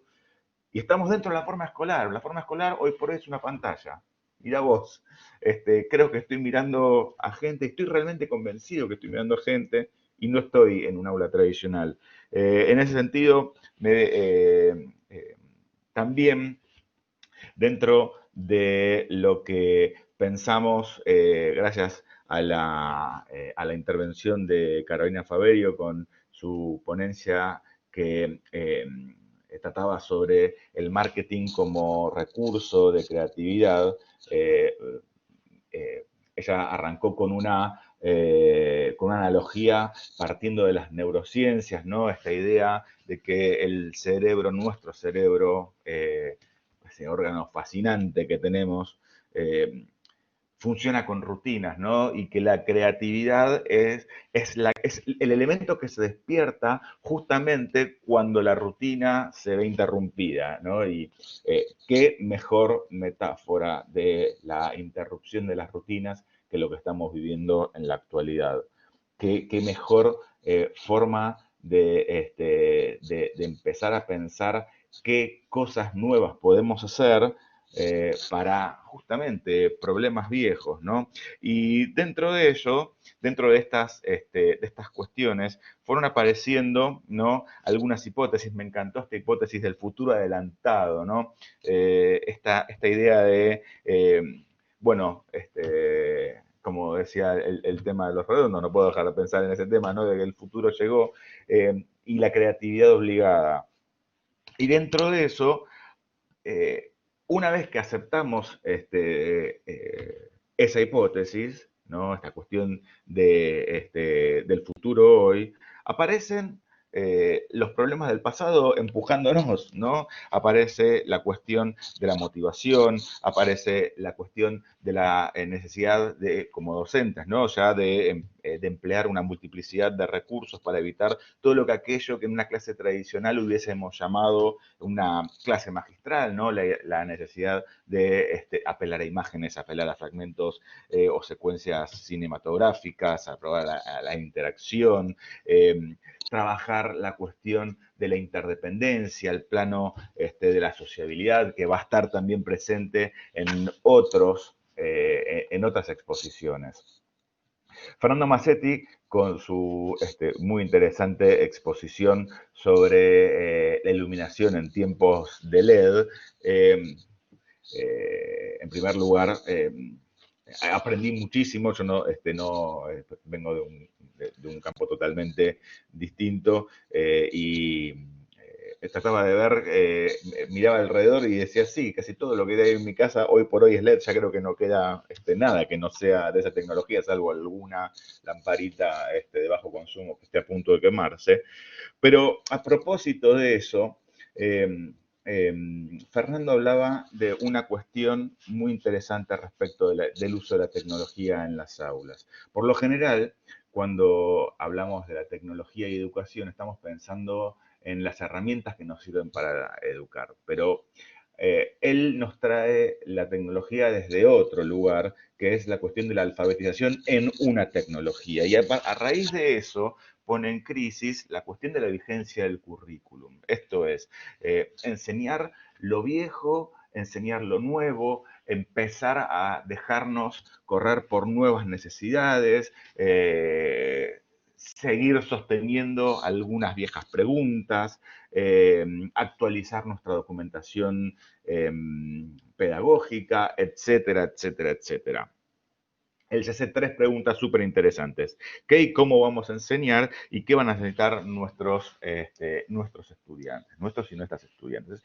La verdad es que en el marco de una pandemia, él preguntaba si tenía algunas respuestas. Por supuesto que no tengo ningún tipo de respuesta para darle, lamentablemente, Fernando, si esperabas en este segmento del cierre algún tipo de respuestas. Yo tampoco las tengo. Pero sí es interesante pensar, tal vez pensar esta cuestión desde un plano un poco más sereno y tal vez reflexionar que en el marco de una pandemia estas preguntas se hacen más evidentes, pero están siempre presentes.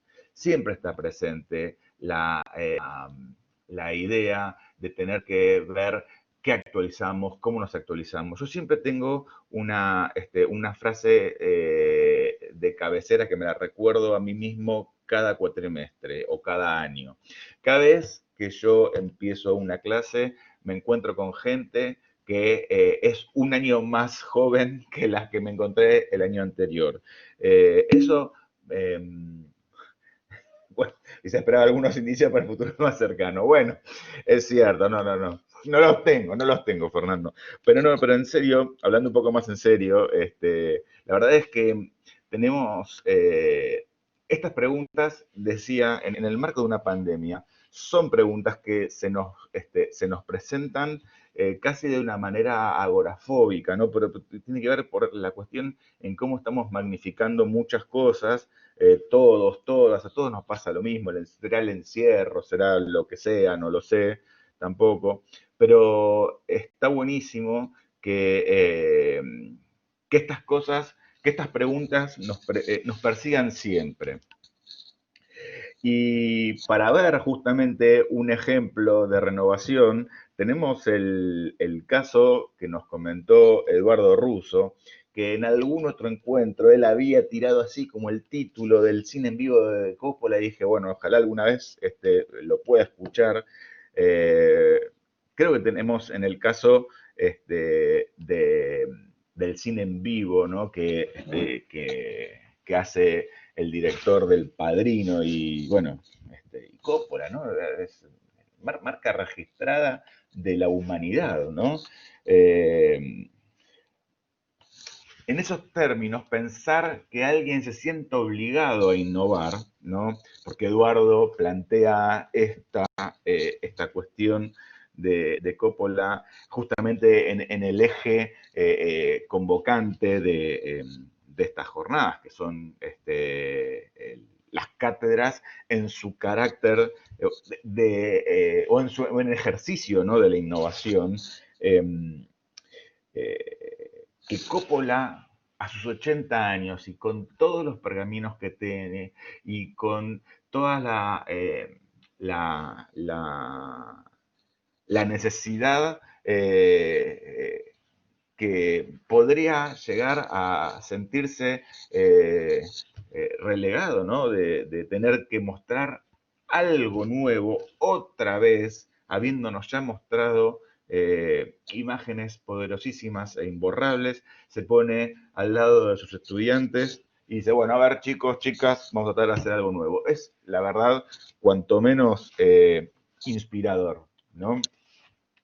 Con respecto a la ponencia de Jorgelina, podría dedicarse a atender a su bodega. Sí, es cierto, es cierto. Podría hacer lo que quisiera, ¿no, Eduardo? La verdad que podría hacer lo que quisiera, y ya estaría bien, la humanidad no le reclamaría nada más. Así que bueno, si él lo hace, la verdad es que y esto lo digo, bueno, ahora volvemos con Jorgelina, pero me gustaría decir una cosita más. Muchas veces la educación o el ejercicio de la docencia, no la educación, está acompañada por parte de quienes la hacemos por una frase que nos haga pensar a nosotros hace cuánto hacemos lo que hacemos, ¿no? Y muchas veces esa experiencia a veces nos juega en contra en términos de innovación. La verdad que tener que recordar estas cosas es todo un ejercicio y todo un esfuerzo que tenemos que hacer cuatrimestre a cuatrimestre. Por eso quería utilizar la palabra inspiradora en los términos de Coppola para pensar justamente esta necesidad de renovar el aire. Bueno, vuelvo a la ponencia de Jorgelina, que se llamaba Herramientas interactivas como complemento de la clase virtual. Me gustó, en primer lugar, esta idea de la palabra complemento. Yo estoy terminando una investigación sobre televisión educativa en la Argentina y me hizo acordar mucho a cómo la televisión educativa se presentaba frente a los docentes para evitar algún tipo de resistencias o de dobles discursos, ¿no? Y justamente la estrategia que siempre utilizó fue la de mostrarse como complemento, no como protagonista, y mucho menos como una herramienta de posible suplantación. Acá Jorgelina habla del complemento. El complemento es la interacción y lo protagónico sigue siendo lo pedagógico. Y en ese sentido, esta idea de pensar a la interactividad como complemento nos sugiere entonces toda una serie de mediaciones docentes que son necesarias para que esta mediación sea una realidad, para que no sea simplemente declamativa. Y en estos términos fue muy interesante escuchar algunas de estas mediaciones dadas, como por ejemplo, algunas cosas que se estuvieron repitiendo en el chat, esta cuestión de abolir las verdades dadas, estas cuestiones, por ejemplo, ¿no? Que las nuevas generaciones están 100% alfabetizadas en términos tecnológicos, que también tiene sus paralelismos con respecto a pensar que como, no sé, a diferencia de nuestras generaciones, que cuando estudiábamos teníamos más dispersa la información o no teníamos tanto acceso, también alguna de las otras verdades dadas es que tal vez las nuevas generaciones tienen todo mucho más a mano, tienen todo mucho más fácil. Y la verdad es que una manera muy fácil de perderse es en el medio de la abundancia, ¿no? También esta cuestión de estas nociones que en algún punto son un poco ninguneadoras, ¿no? De las nuevas generaciones, esta cuestión de, ya están alfabetizados tecnológicamente, o ya tienen todo dado. A veces resignifican nuestra labor cotidiana como docentes. Me gustó mucho esta idea de la propuesta del trabajo en grupo, ¿no? Recuperando esta noción de la sociabilidad, esta noción del viejo problema que nos empujó y nos choca de frente contra el futuro adelantado. Y nuevamente, acá tenemos una mediación muy concreta, ¿no? Por ejemplo, la de ponerse a conformar grupos. Blackboard, como bien decía Jorgelina, te permite hacer grupos. Y la más fácil es poner grupos que te los arme de manera aleatoria. Sin embargo, ella prefiere meterse en la configuración de los grupos y empezar a armar diferentes equipos.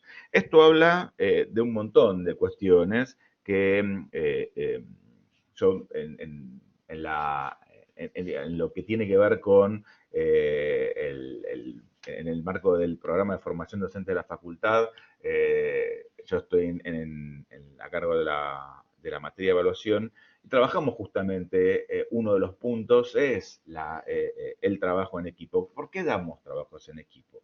¿Para qué hacemos trabajar en equipo? Porque nos es más económico para nosotros, porque la escala del proyecto así lo requiere, porque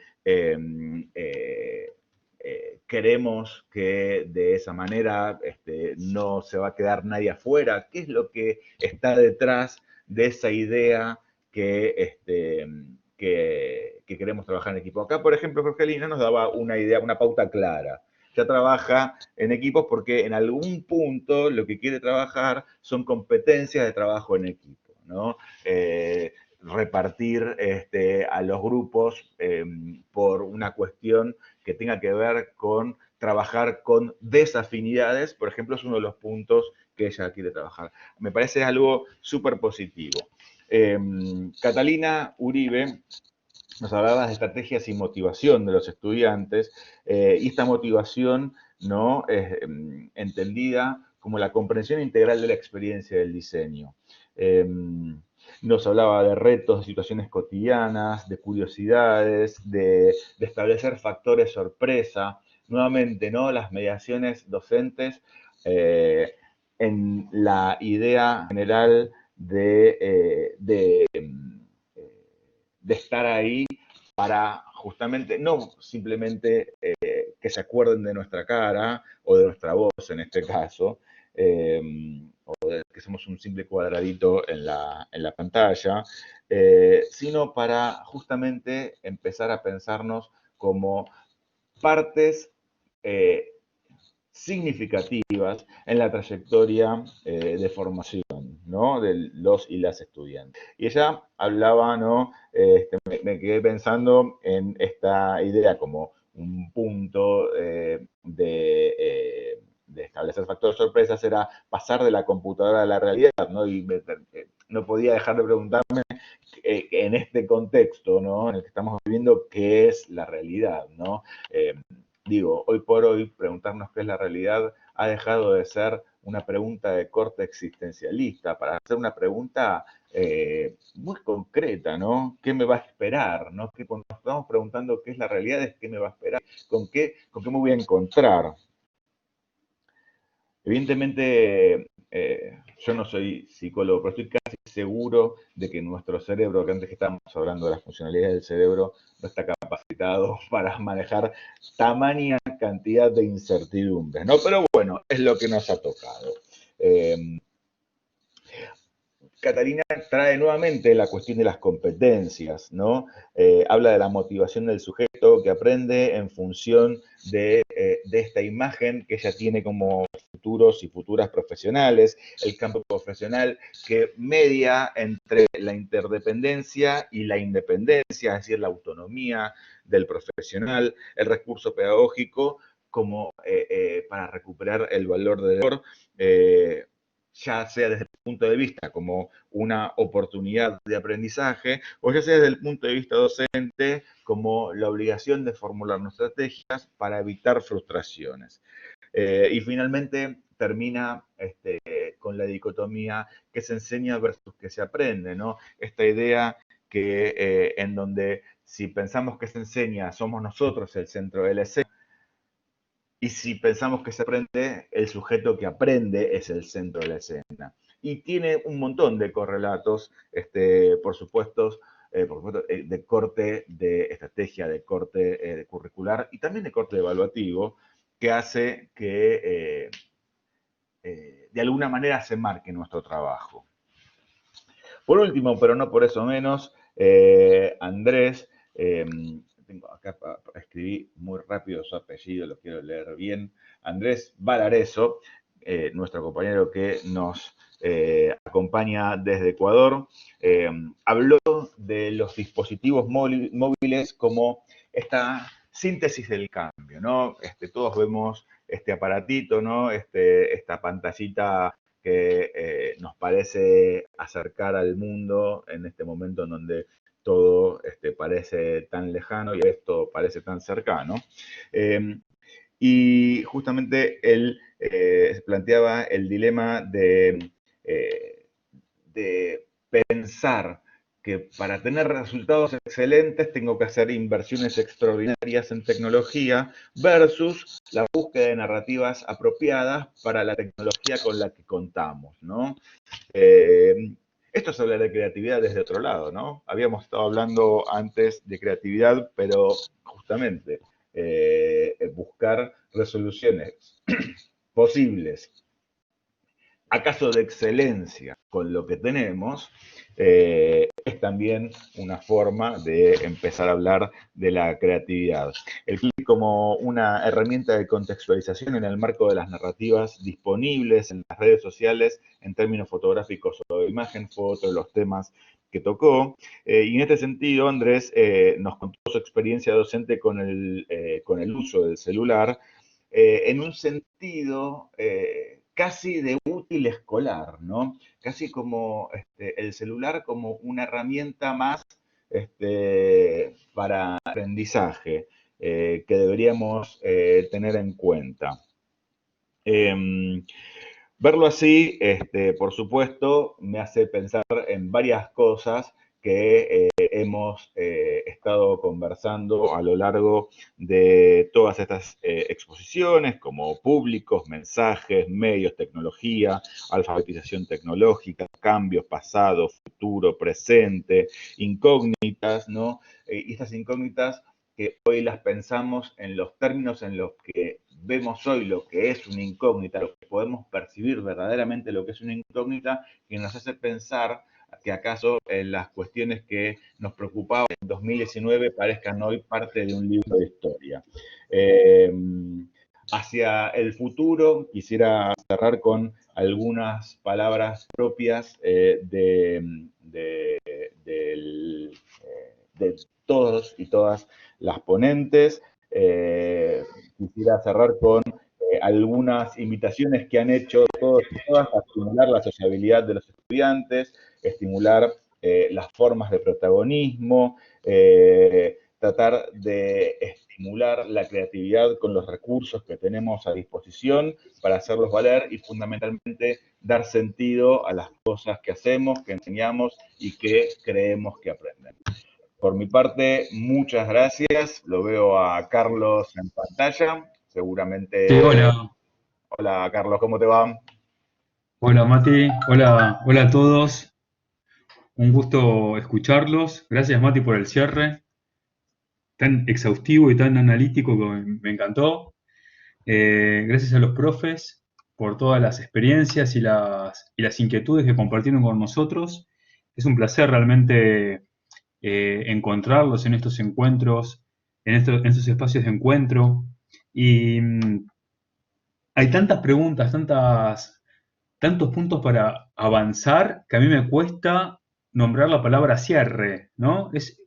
Más que cierre es una apertura esto. O sea, yo creo que en estos momentos de incertidumbre no hay más conclusiones, no hay más cierres, son como puntos, como trampolines para seguir avanzando y saltando hacia otro lado, ¿no? Porque la verdad que nos vamos con más dudas que certezas, eso está bueno en un punto. Y me quedé pensando en varias cosas que retomó Matías de lo que ustedes contaron, y el tema de la escuela, ¿no? Y el tema del formato escolar. Y yo creo que No te vayas, Mati. ¿Te me fuiste? Bueno, me dejaste solo. Bueno. Acá estamos. Ah, bueno. Decía que vos hablabas del formato escolar que está en crisis. Yo creo que la forma escolar es cualquier forma que nos una para una construcción social, ¿no? Más allá del soporte donde nos encontremos. Y hoy hablábamos de la gran preocupación que todos tenemos en sostener el aula. El aula hay que sostenerla, porque el aula, recordemos cómo nació el aula. El aula nació como resistencia al aprendizaje elitista del 1 a 1. El aprendizaje elitista de un docente con un discípulo, ¿sí? El aula vino a hacerle resistencia a el aprendizaje para pocos. Cuando ponemos en un espacio a muchos, estamos diciendo, no solamente es una cuestión eficientista como si nació, sino que estamos diciendo que es un espacio de construcción. Ese espacio de construcción lo tenemos que cuidar.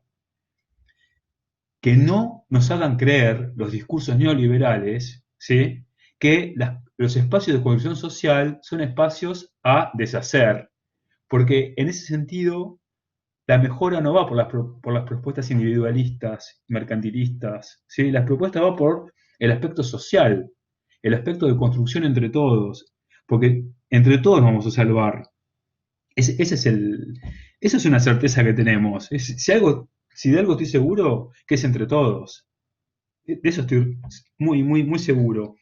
Y por otro lado, la preocupación por no deshumanizar la educación, que se vino viendo en todas las comisiones, es muy importante. Y por último, de mi parte, agradecerles a los docentes, en nombre de la facultad, todo lo que hicieron para que este cuatrimestre sea un cuatrimestre de continuidad, que no sea un cuatrimestre interrumpido, que sea un cuatrimestre donde continuamos nuestra práctica, aunque cambiemos de soportes, aunque cambiemos de entornos, aunque cambiemos de escenarios, se continuó con la práctica, y eso fue gracias a todo el aporte, todas las estrategias, las angustias que sufrimos, porque no estábamos conectados, porque no nos veían, por lo que sea, bueno, pero a todos nos acostumbramos, parece, y bueno, y esto es también para agradecer y también rescatar lo fundamental que fue el ciclo de asignatura previo a esto, que nos hizo tener una estructura previa donde anclarnos,